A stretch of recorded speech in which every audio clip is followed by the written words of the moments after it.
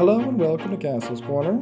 I'm Coach Castle, and I'm here to educate you in the latest science regarding biomechanics, biochemistry, respiratory health, nutrition, and much more. Please remember to subscribe to this channel and like these videos if you find this content helpful. But now, let's go ahead and get into the video. All right, just remember to hit record. We've been chatting for a minute, Joaquin, but what are we going to be going over today? You said you had written some questions down or something down? Yeah, well, let me check what I sent to you yesterday. I asked you, in your case, when you're calculating the protein intake for either you or your clients, what option do you choose? Because I've seen you talk in your videos, in your books, recommending a maximum of 2.2 grams of protein per pound of lean body weight. And I've seen plenty of studies also that come to this conclusion that this is like the maximum amount of protein, and even some that found that the maximal benefits for adding more protein were found at like 0.8 grams per pound of body weight. So like 1 gram per pound of body weight seems like a really safe option, and like there's no really a need to go any further. So that was like a common point of knowledge that but the thing is that on a podcast with Jerry Branium, you both talked about the 40-30-30 system, where so let me 30% of the sure. I got it already. Just we'll keep this short because I actually think I have like 15 videos on this. But obviously I have a lot. But there's a reason I have 15 videos on this. And my latest book, 10 Steps to an Optimum You, that one, the second chapter, there's a lot on protein. I mean, there's a lot. But let's just try to keep it simple. So protein is one of those things I have comprehensively, almost exhaustively dug into. For right now, anything that you just said about the studies, just kind of push that off to the side. The reason I'm saying this is because I have no idea how many studies on protein I have read. It's a massive number. The amount of information I know about protein without even going to the studies themselves. And a lot of things are not discussed. So let's just hit a couple things, try to keep, I wrote down, like always, when you tell me these things, I write down everything that first comes to mind.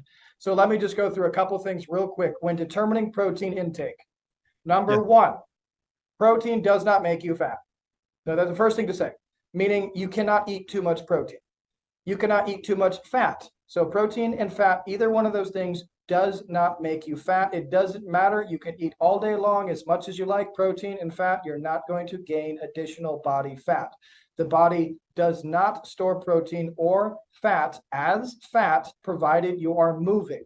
So if you're, immobilized, you could hypothetically build some fat this way, but it would take a long time. It would be difficult for your body to store either fat or protein as fat. Make sense? So that's number one. We'll just to finish clarifying that it is carbohydrates when added to that equation, which result in weight gain, just so everybody knows. Now, I don't want to get sidetracked on that today, but just to cover that base. Okay. All right. Second thing to think about, how old are you? So this is a biggie. So what's your age? So if you are under the age of 35, on average, and I'm going to explain why I say on average, I'm usually going to be having you at about 2 grams per pound of protein. Okay. Now but I'll just leave it all at that. We'll leave that for now. So on average, below that age group, let's just say 35, 40, somewhere in that range, I'm going to be having you eat 2 grams of protein per pound. I'm going to dig into that in just a second. And now if you are over this age group, I'm going to have you eating more than that, maybe 2.5, maybe 3. Okay, I'm going to leave that alone for just a second as well. We'll come back to both. Over 35. Over 35 or 40, yeah. Okay. Then you'll be, again, it does kind of depend on the person. Some things, I don't want to get into too much with this because it gets nuanced. Yeah, but we're gonna, in general, just as simple. Now, so then, again, that right there splits it. So your age is going to split how much protein you're going to get. Now, the reason for this is elderly people have more difficulty digesting protein. That's all it is. They just say they consume 40 grams of protein, and I consume, I'm getting older now too myself, but I consume 30 grams of protein. They're going to only actually, it's called bioavailability. They're only actually going to be able to digest, process. I mean, I'm guessing, throwing out numbers here. Let's just say 30 grams, 32 grams. I will digest all 40 grams. So because of the discrepancy, they must consume more to get the correct amount. Let's just put it that way. Now, there's another thing to be said, though. Genetics. So this is something that, once again, is not talked about. Some people are genetically able to synthesize protein faster. Now, how do you know if this is you? I have no idea. I don't know. You have to take a blood test. I'm not magic. I don't know. But some people are genetically predisposed. And in this case, you should be and can be consuming more protein. And in most cases, these people know this already because they kind of instinctively do. Furthermore, steroids. Steroids, if you're on any form of PED, performance enhancing drug, doesn't care. I don't care if it's SARMs, it's steroids, it is insulin, it's human growth hormone, it's HCG. Any of these things, all of these things are going to be increasing your ability to synthesize protein. So in all of these cases, you should be consuming more protein, or, I mean, in essence, you're kind of wasting a big effect of those chemicals. So those are just kind of the main points when it comes to determining protein. Do all of those make sense? Yeah, they make sense. Now, for each one of those cases, that particular individual would have a different amount of protein, let's just say prescribed per se. It would just depend on all of those circumstances. Now, that's why whenever I do any of my articles and my books on podcasts, you'll almost always hear me say, unless I forget, I'll say as a general rule, for the average person, for the average gym rat. I kind of, unless I forget, again, apologies if I do, but I do that, and I always say the old bell curve, and that's because there's a lot of outliers, there's a lot of freaks, there's a lot of things that have to be taken into consideration when we talk protein. But the good news is, goes back to the first point I made, you should always err on the side of caution. Now, what I mean when I say that is just consume more protein than you think you need. Now, there's no detriment to this.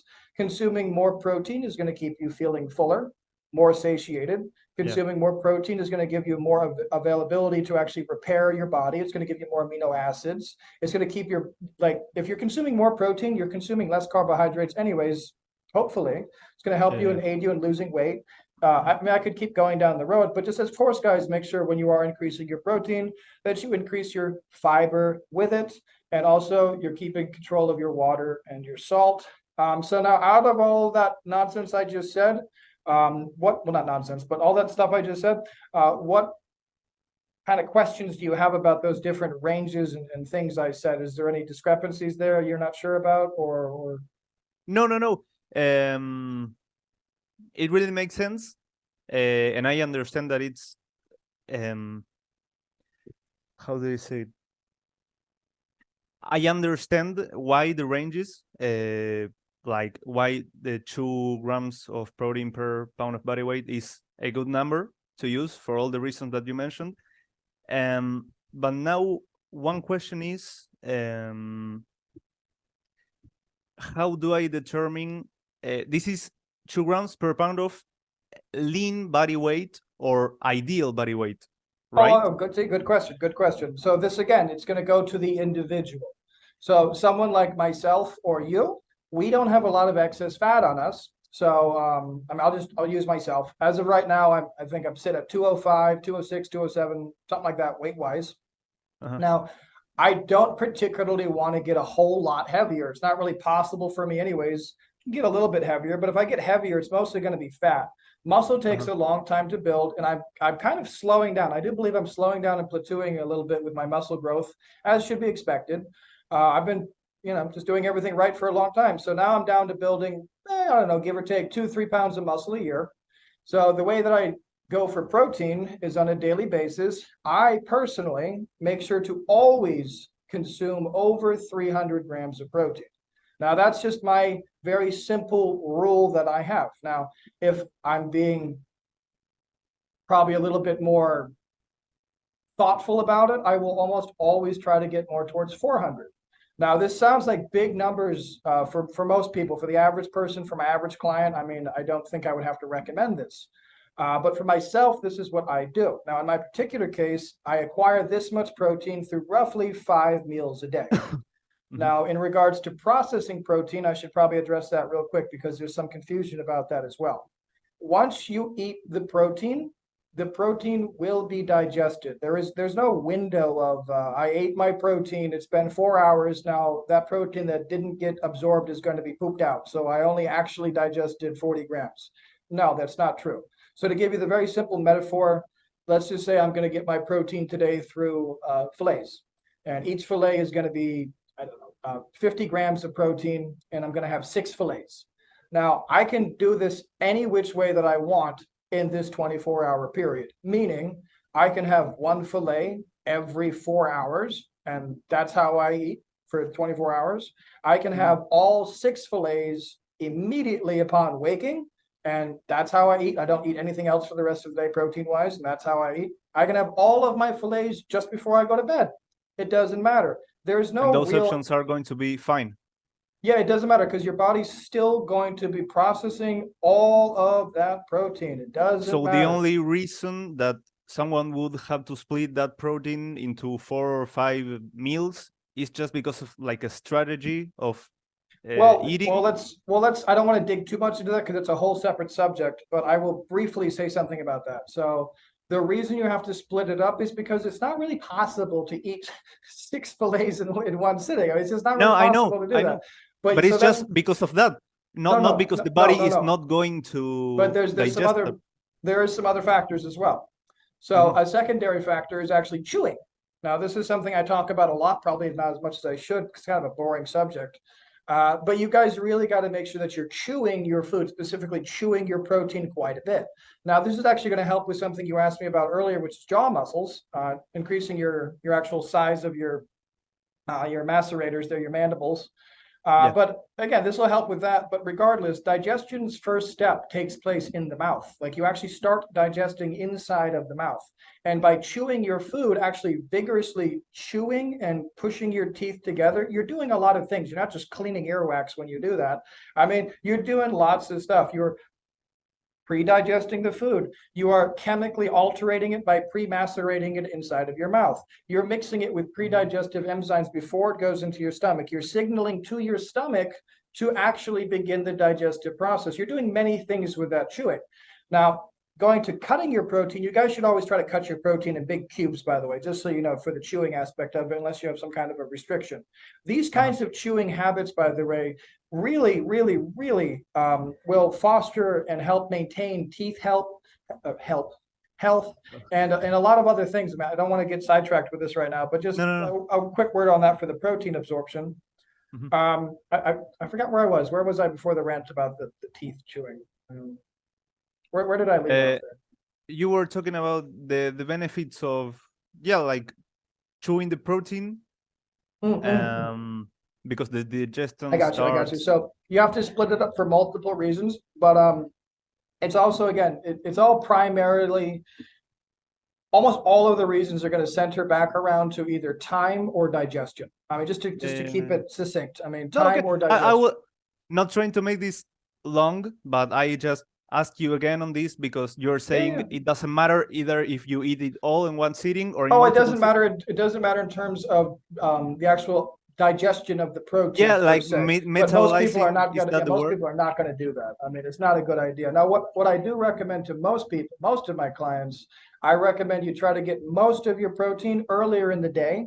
And this is because most people work out later in the day. This works best if you work out later in the day, not first thing in the morning, just so you know. But say you're the average person, you work out kind of after work, which is what most people do.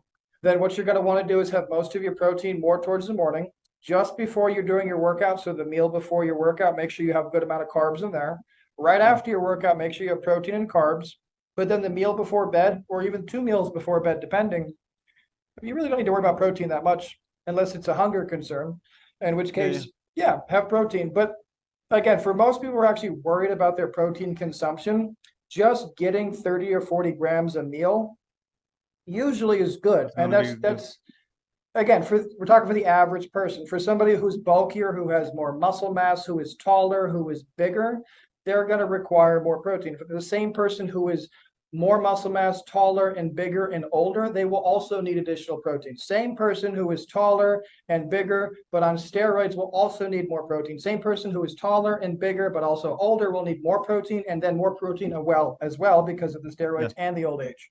It kind of all kinds of adds up. Does that make sense? Yeah, it adds up to your capacity to digest this protein. Mm-hmm.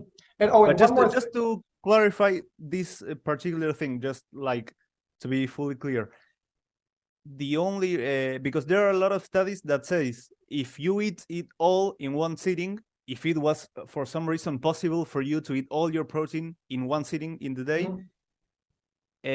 your body won't digest all the protein as well as if you were splitting it into multiple meats. And you're saying that it does. it's not correct. I have seen a lot of those studies. There's a lot of issues with them. There's a lot of problems with it. I have videos where I go into and talk about how to evaluate a study, whether it's actually accurate or not. I'm having a hell of a time right now trying to set up the conditions for the resistance band experiment I'm putting together right now. It's quite challenging because I need to control. Waiting for it. So this might be a couple more months, but it's challenging because it's so many variables which must be controlled with utmost finesse and perfection. Really, they have to be. And the vast majority of these studies with the protein, there's a lot of, I'll just give you two issues. Just two simple issues. One simple issue number one, in almost every one of these cases where the study comes to these kinds of conclusions, the study is always self-reported, meaning that people do whatever they want and then they report back what they did.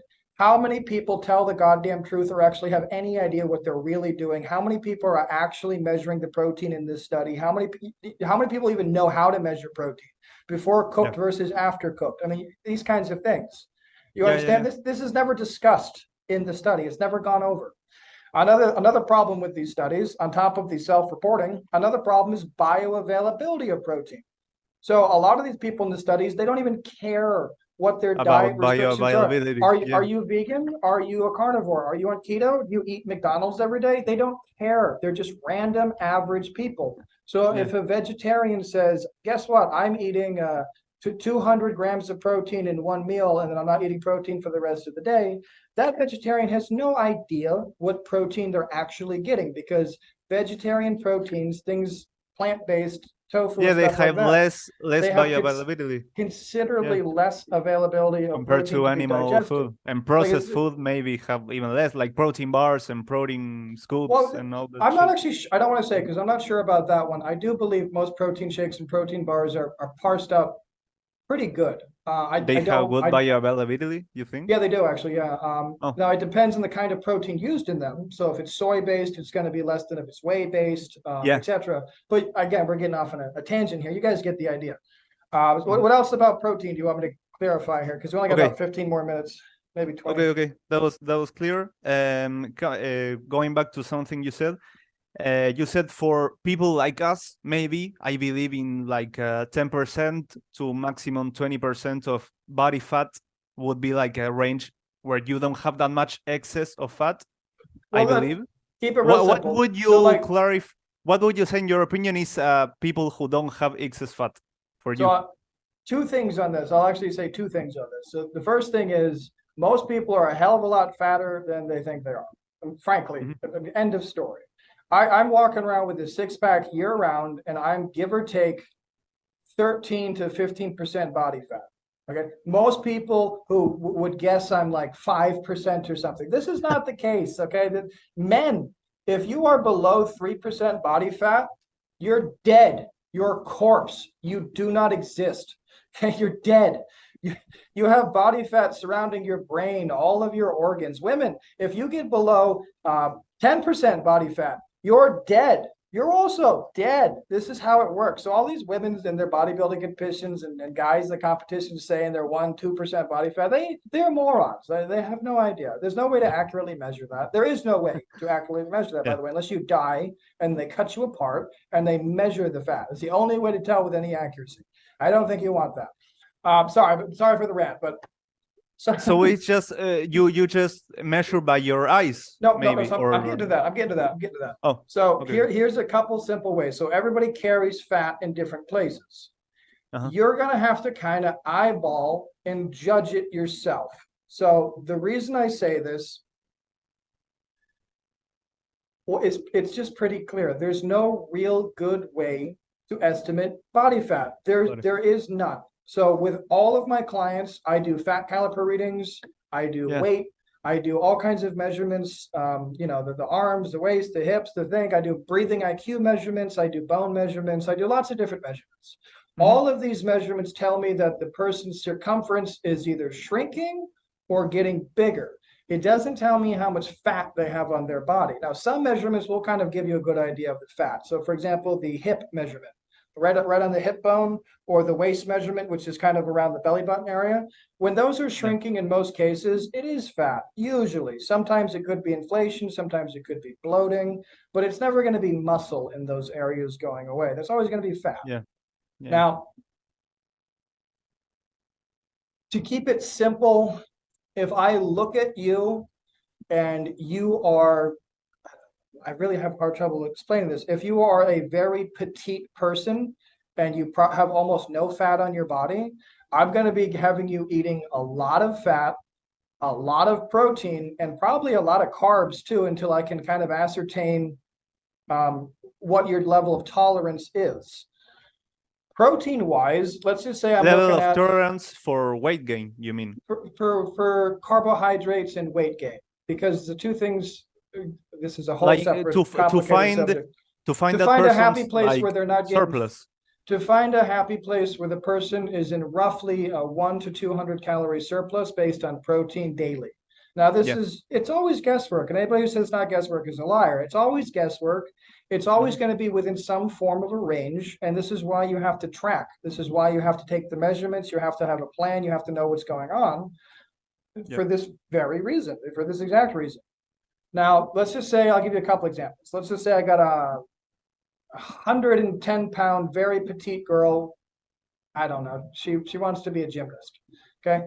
I'm going to have her eating about 150 grams, 160 grams of protein and heavily focused on fat and carbohydrates. Now, in the beginning, she's going to be told to eat about 50 grams of protein because somebody of her size is not even eating that much a day, I'm sure. So she'll be told 50, and the next week it'll be 60. Next week it'll be 70. Next week it'll be 80, slowly ramping up her protein so she's able to digest it without having digestive issues, and she gets comfortable actually eating that much protein. For most people, that's actually the big problem.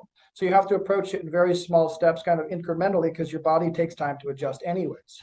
So in her case, that's what we would do. We'd get up to about 165. Now, if she wanted something else, not to be a gymnast, maybe she wanted to be a sprinter or a long distance runner or something, then we'd alter it for that particular, need.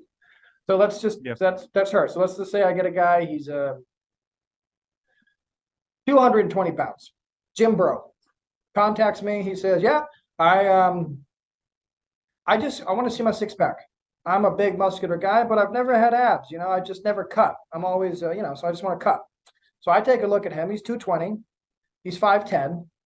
Says he works out all the time. I don't see much muscle. I'm looking at him. He goes like this. I see a whole big fat. I don't see nothing. I see no muscle. I say, okay. So I kind of have a chat with him about that. And I say, all right, we're going to have you at about 220 grams of protein a day, maybe 230. And he'll usually say something like, isn't that less than 1 gram of body fat a day, et cetera, et cetera? And I say, well, no. Because in your case, you probably only have if we just instantaneously removed your fat, you'd only be about 145 pounds, maybe shredded, about 145, 130. Now they hate hearing this. Yeah, I know. But here, just one little pause. You're eyeballing him, and you're calculating his ideal protein intake based on his lean weight. When if he was shredded, like 0% body fat, ideally. So if we just went down to him contacting me where he was already athletic, already almost cut up to the bone, he would only be around 145 pounds. The problem is I'm looking at him. He's telling me he's 220 pounds of muscle. He is absolutely not. He is people hate to hear this. A bare minimum of 60 pounds of fat on that body. Now, these guys, and by the way, it's always guys, never a woman. These guys always think they are these big, giant Greek gods of men, and these are the guys you see flexing in the mirrors and shit. I mean, I'm not poking fun at any particular person who has No, no, no. contacted me, by the But it's way, like when I say this. a common But I get, tendency. yeah, I get this all the time. It's not one person. I get this all the time, just because a lot of people call me with this kind of stuff. So it's nobody in particular. But you guys have to understand, you have been misled into thinking you have to do this bulking and cutting thing, and it's completely nonsensical. And all goes back to what we're talking about with protein right now. You have to have maintenance protein, which is for most people about 1.5 grams of protein per body, per pound of lean body mass. Okay, that's just basic. To build muscle, you need like 20 grams more protein. That's it. And the right amino acids. You don't need hundreds of more grams of protein. You don't. Now, some people, let's just say, I'll get to my next example. Let's just say a 300-pound person contacts me. Now, their lean body mass would have been, I don't know, I'll make something, would have been like 160. So a 300-pound person contacts me. They want to be 200 pounds. They think they're healthy. I want to get them down to 160, their actual healthy weight. You get the idea.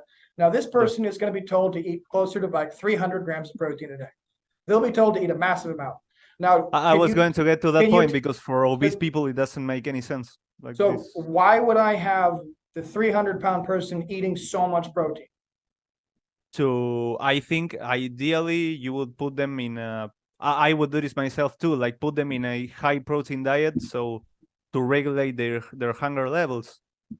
Well, it's one reason, yeah. So one reason, yes. So simple answer, yes. So high protein diet is really going to help them with their appetite. The main reason overweight, well, there's two main reasons. I'll just hit them both real quick. The main reason obese people are kind of always hungry, if you will, and then they're always eating. I apologize. There's three main reasons. Sorry, guys. The first one is habitual. So they've kind of been doing it a long time. They're used to doing it now. And it feels weird to sit down with a plate of 2 chicken thighs and a salad and potato, as opposed to sitting down with a pizza and 2 slushies. This is not enough food, you know? Yeah. But the pizza and 2 slushies only has 15, 20 grams of protein, okay?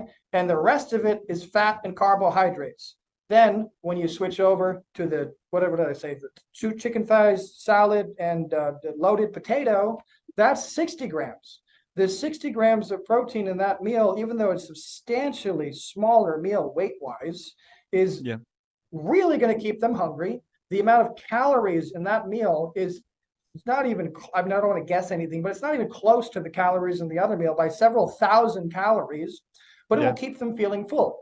Now, going to the other reason, it's, well, that's habit, number one, and then protein helping with hunger. And then the third reason is going to be because of their weight, they can't sleep properly. So because they're unable to sleep, their sleep is interrupted, which is causing their hunger levels the next day. So the next day, their ghrelin levels are elevated, which makes them hungrier. And then if you want to get even more technical, that's because they're feeding the enemy inside of their microbiome. So long story short, your microbiome, let's picture you have the Spartans at Thermopylae.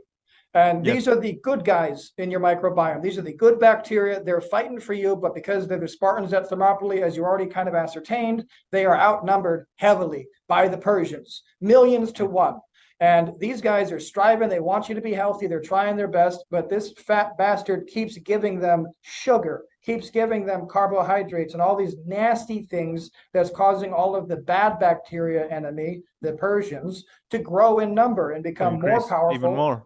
So once you switch this person over to just stop eating so many carbs and feeding that bacteria in their gut to eating fiber and eating protein and feeding the good bacteria, then the Spartans, they start doubling, tripling, quadrupling in number, and then they're able to kill more of the enemy bacteria.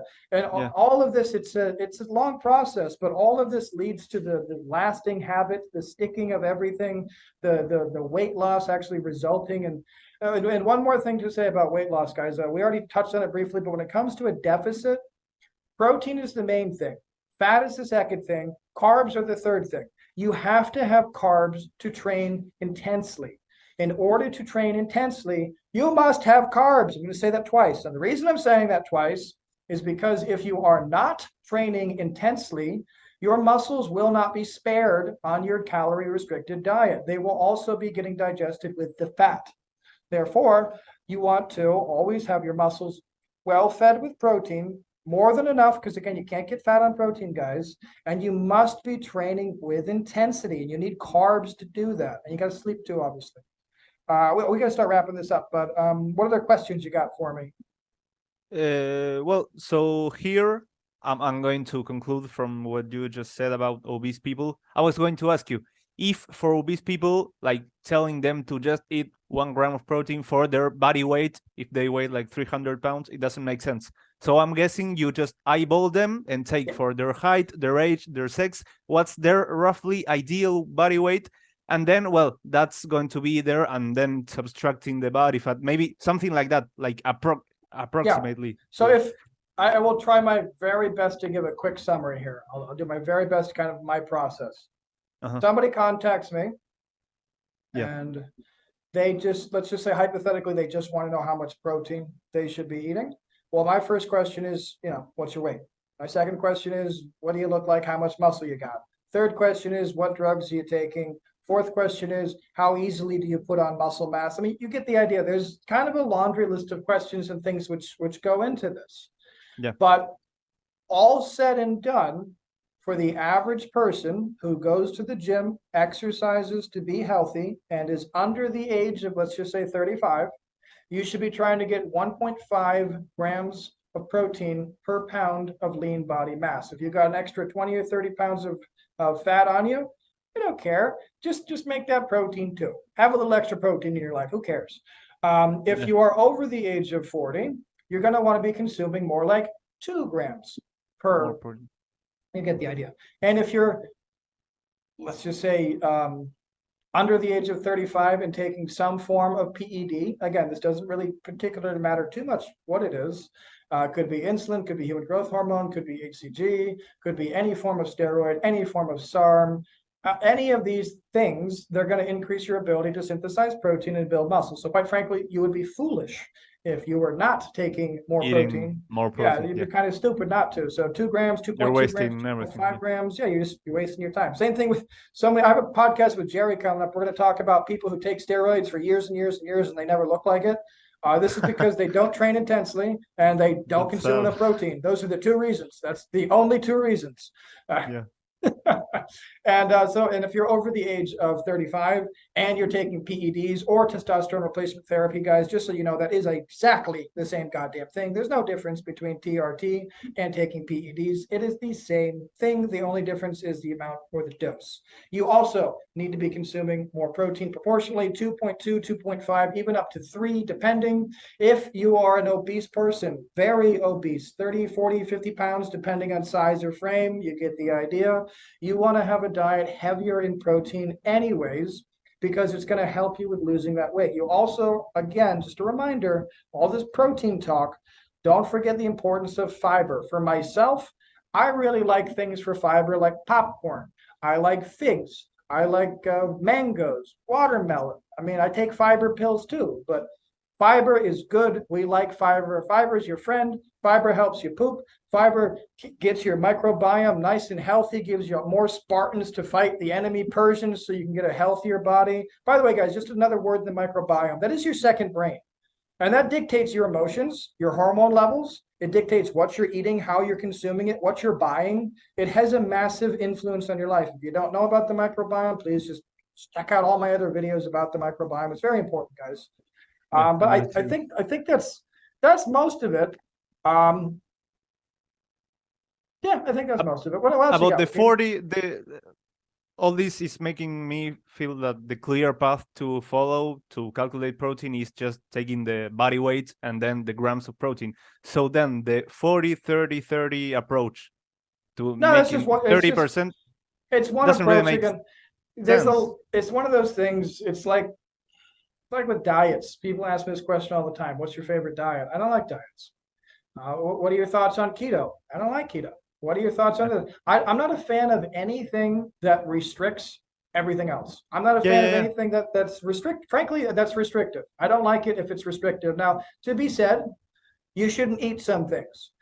Very, very rarely will you see me consume alcohol. It's a very unusual phenomenon, usually for a special event or just because I'm randomly in the mood. I won't consume it because of how detrimental alcohol is. Some other things you simply shouldn't consume. When it comes to food, the main reason people don't lose weight, main reason people are unhappy with their image, it's not because they don't have enough money to buy healthy food. It's not because they don't even know what to do. It's none of these reasons.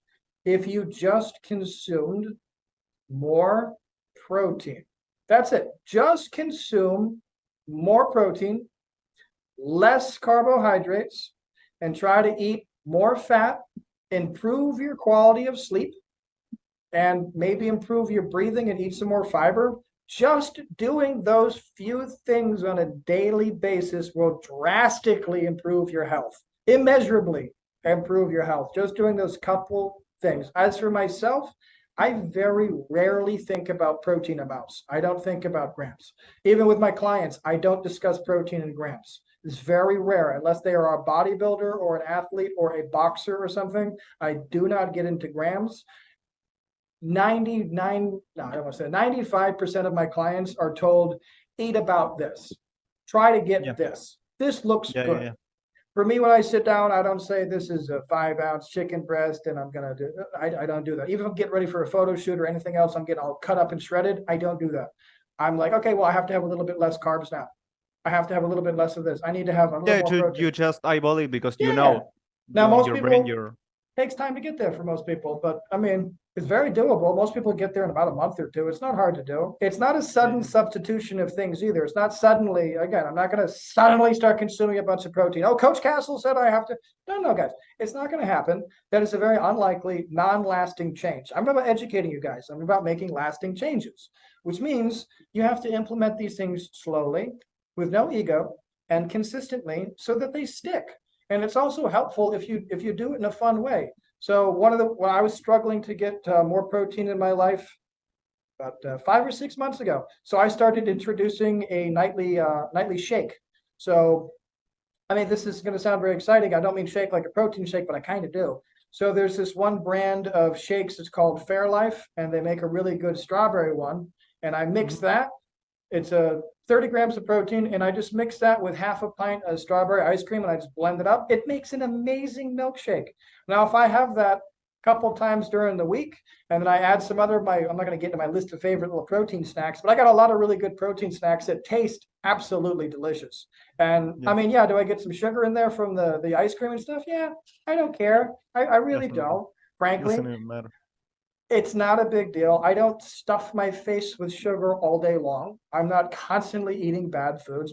Every single meal I have is, I don't know, like a cup and a half of ground hamburger meat and like mac and cheese, or like 2 hamburgers and a shake. I mean, I don't eat weird things. And anybody in the fitness industry who's trying to sell you guys or to convince you guys that you need these diets or only these shakes or just eat chicken, rice, and broccoli, they have absolutely no understanding of nutrition. They have no understanding of chemistry. They have no understanding of how food interacts with your hormones. Don't listen to them. Listen to logical things that make sense. But anyway, sorry to get off on that little tangent there. Joaquin, I wanted to tell you, we're hopefully going to get some new people involved in this as well. So as for all the viewers as well, I'm trying to get a team of personal trainers from around the world to start working together and collabing on here so y'all can watch. And it'll be same thing in a podcast format. We're all going to talk about a large variety of subjects. I hopefully will get to stay quiet so I can listen to you other guys and do some learning. But it's going to be a whole bunch of people who know a lot of shit, people who don't know that much stuff, but they have other things to bring to the table, people who are trying to learn. But everybody is going to be personal trainers from around the world, versed in a large variety of disciplines. I already have 3 people really raring to go, actually. Going to have to wait a couple more weeks. I'm busy. We got Joaquin. This is kind of a preliminary round. I guess we started with him. But there's going to be a lot of fun stuff coming up. Another couple of things I just wanted to mention in this episode. I'm running out of time, but real quick, guys. My YouTube channel has finally gotten big enough, and I've had time to set this up. You guys can now become members, and you can join. Now, I really enjoy finding loopholes in the system and a lot of other stuff, so I'm going to try something out. So when you guys become a member, just check out the description, but joining costs $4.99 a month. That gets you access to a whole lot of other videos. It also gets you access to request whatever video you want, and I'll make it for you. Now, there's going to be 2 other tiers to this membership. I'm finalizing it tonight, but the 2 other tiers are very simple. Tier number 1, you're going to get 1 coaching call with me personally every week. Awesome, right? I can't decide. I don't know what price I'm going to have on it yet, but literally just by joining YouTube for this price, you'll get this. And then the third one is going to be more of a high tier where basically you become my client for all intents and purposes, just at kind of a lower level than my online coaching clients. If you want that, I mean, I'm not going to have the same package on YouTube. If you want that, contact me directly and we'll get that. But this package is going to be very similar, except it's going to be 2 coaching calls per week, every week. And again, the price will reflect that. It'll be higher priced. I don't know if anyone will do these. I don't know if it's applicable. I'm going to try it out. I get tons of emails and questions and messages all the time, and I answer all of them to the best of my abilities. But guys, I'm really running out of time. There's getting to be a lot more of you, and I'm getting even busier, and I have a lot of stuff going on. So me doing this with the YouTube channel, it kind of allows me to weed out people who are wasting my time, if you will, because I really do spend far too much time on people who really kind of waste my time without any reciprocation. Let's put it that way. So this way, you're going to get all your comments answered. You're going to get all kinds of discounts on my stuff. You're going to get all kinds of free stuff. You're going to get all kinds of access to videos. And you're also going to be getting coaching calls with me directly if you want to. And then the final thing I'm going to talk about is I've had a lot of you guys, or I don't know if it's you guys, but a lot of people buying my books lately on Etsy, and I've gotten a lot of feedback from my latest book, which I put up there. It is kind of a tester run, bear in mind, so I got a lot of feedback. So I'm in the process of taking the 75-page book, which I completed. It's a wonderful book, 10 Steps to an Optimum You, and it's only words. Now, this is the only one of my book which is exclusively words. There's almost no pictures in it. But I got a lot of negative feedback that there was no pictures. So I did try something new, not doing the pictures, but I guess you guys like all the pictures and the graphs and the charts and the pictures of me and stuff. Yeah, so it's nice. I'm going to redo the whole book, and I'm going to, it's looking like it's going to be more like 200 to even 300 pages now with me adding all the pictures. But I'm started that project as of this morning. I should have it done within a couple of months. It'll have, just like with the rest of my books, it'll have all of the necessary certification or citations and graphs, pictures of me throughout my career, pictures of me doing things, demonstrating, etc. It'll have all of that in there. So just so you all know. So thank you for the feedback. Again, there's no such thing as bad criticism. I always appreciate it, guys. Don't think you're doing me a disservice by letting me know these things. I really appreciate it. I want to have the best materials to help you guys the best moving forward. And if you haven't, just check out the description below this video. You're going to see a bunch of links to crap. Just check it out. And just a reminder, everyone, please remember to like, share, comment. If you're a personal trainer and you'd like to join this group I'm putting together, please send me an email. I would love to. Anybody who has questions for Joaquin or me, put them in the comments below, please. We'll get back to you soon. And I think that's everything. Joaquin, you got anything else to add? No. This idea of getting more people here will be awesome. Like having different people with different mindsets and everything. Like I feel like I came here with a pure mindset of finding the most efficient ways of strictly building muscle. And here I'm learning about microbiome health, breathing, like all kinds of stuff. And I'm sure a lot of people here have a lot to offer. It all ties from together. Just building muscle. Yeah, it all ties together. I mean, it's why my interests and my studies are very diverse throughout the day. It's not like I study biomechanics every day, all day. I have really points of interest that I study throughout the days. And when I do things like my cardio, I just listen to random podcasts, random new bits of information from all kinds of cultures and places, because it just works on expanding your mind, making you more creative, putting new things together, meeting new people. It's all good. But I have another client. I got to go right now, but sure, I will talk to you later, guys. Thank you very much for watching, everyone. And Joaquin, thank you for joining. Man. Every little bit counts. Don't forget, get your finger exercise in and help me out at the same time. Like, share, comment, and subscribe.